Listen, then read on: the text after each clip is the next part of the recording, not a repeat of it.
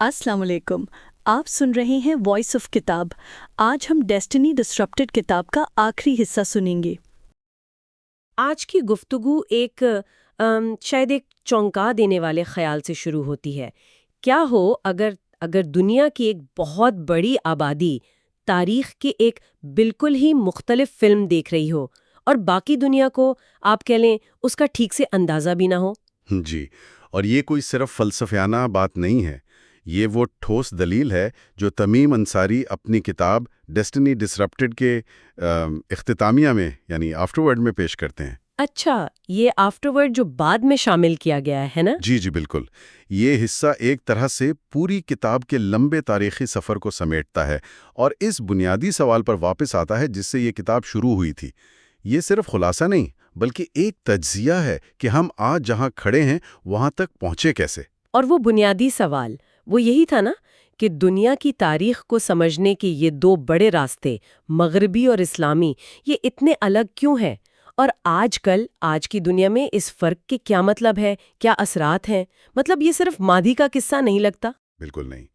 अंसारी हमें दावत देते हैं कि जो तफसीलात हमने किताब में पढ़ी, जंगें, सल्तनतें, वो बड़ी शख्सियात, उन सब से ज़रा सा पीछे हट कर देखें और इस बड़े मंजरनामे को समझें जो उन्होंने पेश किया है।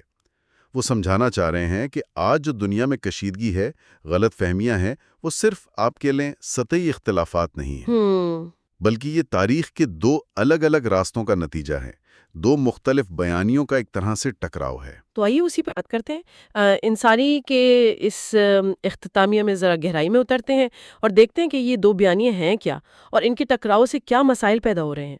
तो मरकज़ी नुक्ता ये हुआ कि तारीख के ये दो बड़े बयानिए, मगरबी और इस्लामी, सदियों तक ज़्यादातर एक दूसरे से क्या कहें बेखबर से अलग थलग परवान चढ़ते रहे।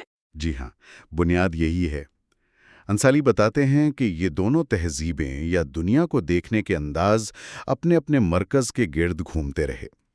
इनकी अपनी अहम तारीखें, अपने हीरोज़, अपने वाक़यात थे। एक लंबे अरसे तक तो इस्लामी दुनिया खुद को ही तारीख का मरकज़ समझती थी और मगरिब को निस्बतन गैर अहम या कहीं दूर दराज का इलाका। फिर ज़ाहिर है हालात बदले। और फिर पिछली कुछ सदियों में ख़ासतौर पर जैसे यूरोप में निशात सानिया हुई, रोशन ख़याली, सनती इनकलाब, इस सब के बाद मगरबी बयानिया न सिर्फ ताकतवर हुआ बल्कि पूरी दुनिया में फैल गया। बिल्कुल। साइंस, टेक्नोलॉजी, मईशत, फौजी ताकत, इन सब में इजाफे के साथ साथ मगरब का जो नुक्ते नज़र था वो दुनिया भर के तालीमी निज़ामों पर, मीडिया पर, बैनुल-अक़वामी इदारों पर एक तरह से छा गया। अच्छा। इसका नतीजा ये निकला अंसारी के मुताबिक कि इस्लामी तारीख और उसका नुक्ता नज़र या तो बिल्कुल नज़रअंदाज कर दिया गया या फिर उसे मगरबी तारीख की बड़ी कहानी में बस एक छोटा सा ज़ैली बाब समझ लिया गया। ये बात तो वाकई सोचने वाली है कि कैसे एक गालिब बयानिया दूसरे को तकरीबन गायब ही कर देता है। अंसारी इस पर काफ़ी जोर देते हैं कि इस्लामी दुनिया की तारीख सिर्फ मज़हब इस्लाम की तारीख नहीं है, ये एक पूरी तहजीब की कहानी है ना, जिसमें साइंस, फ़लसफ़ा, आर्ट, सियासत, मुआशरत सब कुछ है। जी बिल्कुल। इसका अपना उरूज है, अपना ज़वाल है, अपनी कामयाबियाँ, अपनी नाकामियाँ हैं। उसे सिर्फ मगरिब के मुकाबले में या उसके रद्द अमल में देखना वो तस्वीर को बहुत महदूद कर देता है। सही। और यहीं से असल में इख्तितामिया आज के आलमी तनाज़ात की जड़ों तक पहुंचता है। अंसारी का कहना है कि ये जो झगड़े हैं, चाहे वो सियासी हों, सकाफती हों या फौजी, ये सिर्फ गलत फहमियों या कम्युनिकेशन में मसले का नतीजा नहीं है। ये इससे कहीं ज़्यादा गहरे हैं। ये असल में मुख्तलिफ तारीखी रास्तों और बुनियादी तौर पर मुख्तलिफ नज़रियाती ढांचों यानी फ्रेमवर्क्स के टकराव से पैदा हो रहे हैं। ये फ्रेमवर्क्स या नज़रियाती ढांचे, इसकी थोड़ी सी वजाहत करेंगे? अंसारी की क्या मुराद है इससे? यकीनन। देखें, यहाँ फ्रेमवर्क से मुराद वो बुनियादी ख़यालात, कहानियाँ, अक़दार, तसव्वुरात हैं जिनके ज़रिए कोई तहज़ीब या गुरूह दुनिया को समझता है, अपने माजी को कैसे बयान करता है, अपने मुस्तक़बिल का क्या रास्ता देखता है। ये वो ऐनक है, आप समझ लें, जिससे वो वाक़यात को देखते और माना देते हैं। अच्छा। अंसारी कहते हैं कि मगरबी और इस्लामी दुनिया की ये बुनियादी फ्रेमवर्क काफ़ी मुख्तलिफ हैं। मगरब में जैसे कौम, रियासत, नेशन स्टेट का तसव्वुर है, सेक्युलरिज्म है, इनफरादी हुकूक हैं, ये चीज़ें मरकज़ी हैं। जबकि इस्लामी फ्रेमवर्क में उम्मत का तसव्वुर है, शरीयत का क्या किरदार है, तारीख़ की एक अलग तशरीह, ये चीज़ें अहम हैं। تو یہ صرف رابطے کی کمی نہیں بلکہ حقیقت کو سمجھنے کے بنیادی طریقوں کا ہی فرق ہے۔ یہ تو واقعی گہری بات ہے۔ جی ہاں، اور انصاری کے مطابق مغربی بیانیے کی اس عالمی غلبے نے اسلامی دنیا کے تصورات، ان کی اپنی شناخت، اپنی خود شناسی، سیلف پرسیپشن کو بہت گہرائی سے متاثر کیا ہے۔ ایک وسیع پیمانے پر یہ احساس پیدا ہوا کہ جیسے مغرب نے، جسے کبھی اسلامی دنیا علمی اور ثقافتی طور پر اپنے سے پیچھے سمجھتی تھی، اس نے تاریخ کی باغ ڈور یا کہہ لیں تقدیر ان سے چھین لی ہے یا ہائی جیک کر لی ہے۔ ہائی جیک ڈیسٹنی، یہ تصور تو بہت طاقتور ہے۔ جی، یہ احساس کہ تاریخ کا دھارا جو کبھی ان کے حق میں تھا اب نہ صرف کسی اور طرف مڑ گیا ہے بلکہ شاید ان کے خلاف کام کر رہا ہے، یہ جو احساس محرومی ہے، بے اختیاری ہے، یہ بہت سے رد عمل کی بنیاد بن جاتا ہے۔ اور انصاری اس بات پر بھی بہت زور دیتے ہیں، جیسا کہ پوری کتاب میں بھی تھا، کہ معاملات کو حد سے زیادہ سادہ بنانے سے بچنا چاہیے۔ وہ خاص طور پر ان جملوں پر تنقید کرتے ہیں جو بظاہر تو سمجھوتا کرانے والے لگتے ہیں لیکن اصل میں بنیادی اختلافات پر پردہ ڈال دیتے ہیں۔ بالکل، مثال کے طور پر یہ کہنا کہ ہم سب آخر میں ایک ہی چیز چاہتے ہیں۔ انصاری کہتے ہیں بھائی یہ جملہ شاید نیک نیتی سے کہا جاتا ہو لیکن یہ ان گہرے فرق کو نظر انداز کر دیتا ہے جو اقدار میں ہے، ترجیحات میں ہے، دنیا کو دیکھنے کے انداز میں ہے۔ اسی طرح یہ کہنا کہ جہاد کا اصل مطلب تو صرف اپنے نفس سے لڑنا ہے۔ ہاں، یہ وضاحت تو بہت سننے کو ملتی ہے، خاص طور پر مغرب میں اس پر بڑا زور دیا جاتا ہے۔ انصاری اس سے کیوں متفق نہیں؟ دیکھیں، ان کا نقطہ یہ نہیں ہے کہ جہاد کا یہ روحانی پہلو نہیں ہے، وہ یقیناً ہے، لیکن وہ کہتے ہیں کہ اس اصطلاح کی ایک لمبی پیچیدہ تاریخ ہے۔ اسلامی تاریخ میں جہاد کے مختلف زمانوں میں مختلف معنی رہے ہیں اور ان میں کمیونٹی کے دفاع کے لیے یا کبھی توسیع کے لیے مسلح جد و جہد بھی واضح طور پر شامل رہی ہے۔ اچھا، تو اس تاریخی حقیقت کو بالکل ان نظر انداز کر کے صرف ایک جو آج کل زیادہ قابل قبول لگتا ہے معنی پر اصرار کرنا انصاری کے نزدیک تاریخ کے ساتھ بھی انصاف نہیں ہے اور ان لوگوں کے نقطہ نظر کو سمجھنے میں بھی رکاوٹ بنتا ہے جو اس اصطلاح کو اس کے دوسرے تاریخی معنوں میں استعمال کرتے ہیں۔ یہ ایک طرح سے پیچیدگی کو ماننے سے انکار ہے۔ گویا وہ کہہ رہے ہیں کہ اگر ہمیں واقعی سمجھنا ہے تو ہمیں ان تصورات کو ان کی پوری تاریخی ثقافتی پیچیدگی میں دیکھنا پڑے گا، نہ کہ انہیں اپنی سہولت کے مطابق بدلنا ہوگا۔ بالکل، بالکل یہی نکتہ ہے، اور یہی مختلف تاریخی بیانیے اور فریم ورک انصاری کے مطابق جدید تنازعات کی، خاص طور پر 9/11 کے بعد جو صورتحال بنی، اس کی غلط فہمی کا باعث بنتے ہیں۔ اختتامیہ اس پر بھی بات کرتا ہے۔ 9/11 کی مثال، ہاں، امریکی رد عمل جیسا ہم جانتے ہیں وہ بڑی حد تک قوم ریاستوں نیشن سٹیٹس کے مغربی تصور پر مبنی تھا۔ امریکہ نے ان ریاستوں پر حملہ کیا یا دباؤ ڈالا جنہیں وہ سمجھتے تھے کہ القاعدہ کی مدد کر رہی ہیں، جیسے افغانستان، عراق۔ جی ہاں، لیکن انصاری دلیل دیتے ہیں کہ 9/11 جیسا خطرہ کم از کم اس کی جڑیں تو کسی ایک قوم ریاست میں نہیں تھیں، یہ تو ایک بین الاقوامی ٹرانس نیشنل تحریک تھی جو سرحدوں سے اوپر اٹھ کر نظریات، تاریخی شکایات اور انہی مختلف بیانوں کے ٹکراؤ سے توانائی لے رہی تھی۔ یہ وہ شکایات تھیں جو مغرب کے غالب فریم ورک میں اکثر سنی نہیں جاتی یا انہیں صرف پسماندہ سوچ کہہ کر ایک طرف کر دیا جاتا ہے۔ تو ریاستوں پر حملہ کرنا شاید مسئلے کی اصل جڑ تک پہنچنے کا سب سے مؤثر طریقہ نہیں تھا۔ اور اس کے ساتھ ہی مقاصد کی غلط تشریح کا بھی خطرہ تھا، ہے نا؟ مغرب میں، خاص طور پر امریکہ میں، یہ خیال بہت عام ہوا کہ حملہ آور ہماری آزادی سے نفرت کرتے ہیں یا ہمارے طرز زندگی سے نفرت کرتے ہیں۔ بالکل، جبکہ انصاری نشاندہی کرتے ہیں کہ اگر آپ اسلامی دنیا کے نقطہ نظر سے دیکھیں تو شکایات کی ایک لمبی مخصوص فہرست تھی جن کا تعلق فلسطین کے مسئلے سے تھا، مشرق وسطیٰ میں امریکی پالیسیوں سے تھا، ماضی کی نوآبادیاتی تاریخ سے تھا، ثقافتی بالادستی کے احساس سے تھا۔ صحیح، یہ مسئلے کی پیچیدگی کو سمجھنے سے انکار تھا۔ یہ واقعی ایک اہم نکتہ ہے۔ انصاری اختتامیہ میں ایک اور کلیدی پہلو پر بھی روشنی ڈالتے ہیں جو مغرب اور اسلامی دنیا کے درمیان سمجھ بوجھ میں ایک بڑی رکاوٹ ہے۔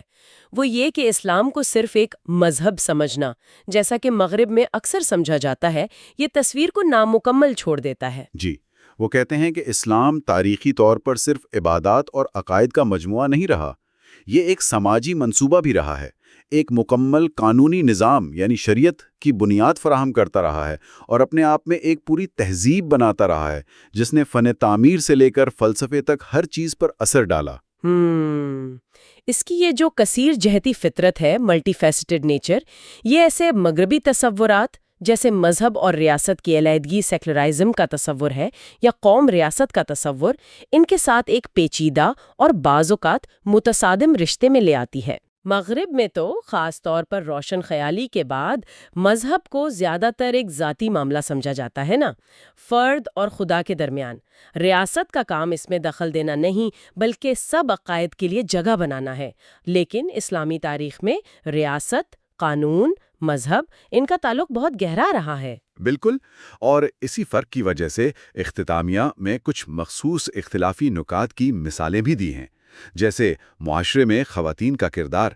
انصاری کہتے ہیں کہ یہ ایک ایسا میدان ہے جہاں مغرب اور روایتی اسلامی معاشروں میں واضح اور گہرے اختلافات موجود ہیں، اور ان کا زور اس بات پر ہے کہ ان معاملات کو صرف ایک فریق کے نقطہ نظر سے، یعنی صرف مغربی لبرلزم یا آج کی حقوق نسواں کی تحریکوں کی اینک سے پرکھنا کافی نہیں ہے۔ ایسا کرنا دوسرے فریم ورک کو سمجھے بغیر ہی فیصلہ دینے جیسا ہے۔ جی، ہمیں ان تصورات کی گہری تاریخی ثقافتی جڑوں کو سمجھنے کی کوشش کرنی ہوگی کہ وہ مختلف تہذیبوں میں کیسے بنے، ان کے پیچھے کیا سوچ کار فرما تھی۔ درست کہا، اور یہ سمجھنا بھی ضروری ہے کہ یہ کوئی ایک مونولیتھک چیز نہیں ہے۔ اسلام کے اندر بھی ان معاملات پر ہمیشہ سے بحث رہی ہے، مکالمہ رہا ہے، اختلاف رائے رہا ہے۔ انصاری نے کتاب میں پہلے بھی مثالیں بھی ہیں اور یہاں بھی اشارہ کیا ہے، جیسے ہندوستان میں سر سید احمد خان نے 19ویں صدی میں تعدد ازدواج پر اس وقت کے حالات کو دیکھتے ہوئے عقلی اور عملی اعتراضات اٹھائے تھے۔ اچھا، تو یہ دکھاتا ہے کہ اسلامی فکر کوئی جامد چیز نہیں رہی، اس میں اندرونی طور پر بھی ارتقاء اور اصلاح کی کوششیں ہوتی رہی ہیں۔ یہ پہلو بہت اہم ہے کہ کسی بھی تہذیب کو بس ایک ہی رنگ میں نہ دیکھا جائے۔ اندر جو تنوع ہے، جو بحثیں ہیں، ان کو تسلیم کرنا ضروری ہے۔ اور اسی سلسلے میں انصاری اختتامیہ میں ایک اور بہت اہم بات کہتے ہیں، ایک تنبیہ کرتے ہیں کہ اس پورے تنازع کو یا تہذیبوں کے اس ٹکراؤ کو بہت سادہ صنائیت بائنریز میں بیان کرنے کے خطرے سے بچا جائے۔ جی ہاں، وہ خبردار کرتے ہیں کہ اسے ہم بمقابلہ وہ کی آسان تقسیم میں نہ دیکھا جائے، جیسے مہذب بمقابلہ وحشی، آزادی بمقابلہ جبر، اچھائی بمقابلہ برائی، یا جیسے کبھی کبھی سیاسی بیان بازی میں ہوتا ہے کہ ایک طرف روشن خیال ہیں اور دوسری طرف تاریخ خیال یا شیطان۔ وہ کہتے ہیں اس قسم کی جو سادہ درجہ بندی ہے یہ حقیقت کو بالکل ماسک کر دیتی ہے اور سمجھوتے کے راستے بند کر دیتی ہے۔ تو اس کا متبادل کیا ہے پھر؟ اگر سادہ صنائیت نہیں تو پھر کیسے سمجھیں؟ انصاری کا زور اس بات پر ہے کہ دوسرے فریق کے نظریاتی فریم ورک کو، ان کی تاریخ کو، ان کی شکایات کو، ان کے دنیا کو دیکھنے کے انداز کو سنجیدگی سے سمجھنے کی کوشش کی جائے۔ اس کا مطلب یہ بالکل نہیں کہ آپ ان سے متفق ہو جائیں یا ان کے ہر کام کو ٹھیک مان لیں، لیکن یہ سمجھنا کہ وہ ایسا کیوں سوچتے ہیں یا کیوں کرتے ہیں، ان کے کاموں کے پیچھے کیا تاریخی، کیا ثقافتی محرکات ہیں، یہ ایک بامانی مکالمے اور کسی بھی قسم کے حل کی طرف پہلا قدم ہے۔ بغیر سمجھے صرف مذمت کرتے رہنا یا لیبل لگاتے رہنا وہ ہمیں کہیں نہیں لے جاتا۔ جو انصاری نے اپنے اختتامیہ میں کی ہے، ایک نچوڑ نکالنا چاہیں تو بنیادی پیغام کیا ہوگا؟ میرے خیال میں بنیادی پیغام یہ ہے کہ آج کل کی جو عالمی صورتحال ہے، خاص طور پر مغرب اور مسلم دنیا کے درمیان جو یہ پیچیدہ تعلقات ہیں، انہیں سمجھنے کے لیے تاریخ کے صرف ایک یعنی غالب بیانیے پر بھروسہ کرنا کافی نہیں ہے۔ ٹھیک، ہمیں فعال طور پر دوسرے اکثر نظر انداز کیے گئے بیانوں کو بھی سننا پڑے گا، سمجھنا پڑے گا اور تسلیم کرنا پڑے گا۔ یہ صرف غلط فہمیوں کو دور کرنے کی بات نہیں ہے، بلکہ تاریخ کے مختلف دھاروں اور ان سے پیدا ہونے والے مختلف عالمی نظریات کے وجود کو تسلیم کرنے کی بات ہے۔ ایک بامانی مکالمے اور شاید کسی قسم کے حقیقی باہمی احترام پر مبنی بقائے باہمی یعنی کو ایگزسٹنس کے لیے ان مختلف زاویوں کو سمجھنا ناگزیر ہے، چاہے گہرے اختلافات پھر بھی باقی رہیں۔ چیلنجنگ پیغام ہے۔ اور اس اختتامیہ کے بالکل آخر میں انصاری ایک بہت ہی دلچسپ اور سوچنے پر مجبور کرنے والی تمثیل پیش کرتے ہیں جو جرمن فلسفی لائبنس سے منسوب ہے۔ ہاں، وہ لائبنس کی تمثیل استعمال کرتے ہوئے کہتے ہیں کہ تاریخ ایسی ہے جیسے ایک ہی اسکرین پر ایک ساتھ کئی فلمیں چل رہی ہوں۔ ہر گروہ، ہر تہذیب اپنی فلم دیکھ رہی ہے اور یہ سمجھ رہی ہے کہ یہی اصل کہانی ہے، یہی حقیقی تاریخ ہے۔ اچھا، وہ دوسری فلموں سے یا تو بے خبر ہیں یا انہیں اپنی فلم کے مقابلے میں غیر اہم یا غلط سمجھتے ہیں۔ یہ تمثیل تو دماغ کو ہلا دیتی ہے۔ گویا ہم سب ایک ہی سنیما ہال میں بیٹھے ہیں، ایک ہی پردے کو دیکھ رہے ہیں، لیکن ہر ایک نے اپنا الگ ہیڈ سیٹ لگایا ہوا ہے اور اپنی الگ فلم دیکھ رہا ہے اور سمجھ رہا ہے کہ سب یہی دیکھ رہے ہیں۔ بالکل۔ اور پھر انصاری وہ فیصلہ کن سوال پوچھتے ہیں جو پڑھنے والے کو سوچنے پر مجبور کر دیتا ہے۔ کون سی فلم حقیقی تاریخ ہے؟ اور اس سوال کا کوئی آسان جواب تو نہیں ہے۔ یہ سوال ہمیں اس بنیادی مسئلے کی طرف لے جاتا ہے کہ کیا تاریخ کا کوئی ایک واحد موضوعی آبجیکٹو مطلق ورژن ممکن بھی ہے، یا کیا تاریخ ہمیشہ دیکھنے والے کی آنکھ میں ہوتی ہے، اس کے اپنے ثقافتی، تاریخی، نظریاتی فریم ورک سے بنتی ہے۔ جی، اور یہ ایک ایسا سوال ہے جس کا جواب تلاش کرنا شاید اتنا اہم نہ ہو جتنا اس سوال پر غور کرنا ہے۔ یہ ہمیں اپنی تاریخ کی سمجھ پر بھی سوال اٹھانے کی دعوت دیتا ہے، اور دوسروں کی تاریخ اور ان کے نقطہ نظر کو تھوڑی ہمدردی اور کھلے ذہن سے دیکھنے کی ترغیب دیتا ہے۔ شاید ایک سچ کی تلاش کے بجائے ان کئی سچائیوں یا کم از کم کئی معتبر بیانوں کے وجود کو تسلیم کرنا ہی آگے بڑھنے کا زیادہ حقیقت پسندانہ راستہ ہو۔ کیا تاریخ کو کوئی واحد ورژن ممکن ہے، یا یہ ہمیشہ ایک ایسی کہانی رہے گی جس کے کئی رخ ہیں؟ اسی کے ساتھ یہ کتاب یہاں ختم ہوتی ہے۔ ایسے اور کتابوں کا خلاصہ سننے کے لیے ہمارے چینل وائس آف کتاب کو لائک، شیئر اور سبسکرائب کریں۔ یہ کتاب آپ کو کیسی لگی اور آپ اور کون سی کتاب کا خلاصہ سننا پسند کریں گے، ہمیں کمنٹ کر کے ضرور بتائیں۔ پھر ملاقات ہوگی ایک نئی کتاب کے ساتھ۔ اللہ حافظ۔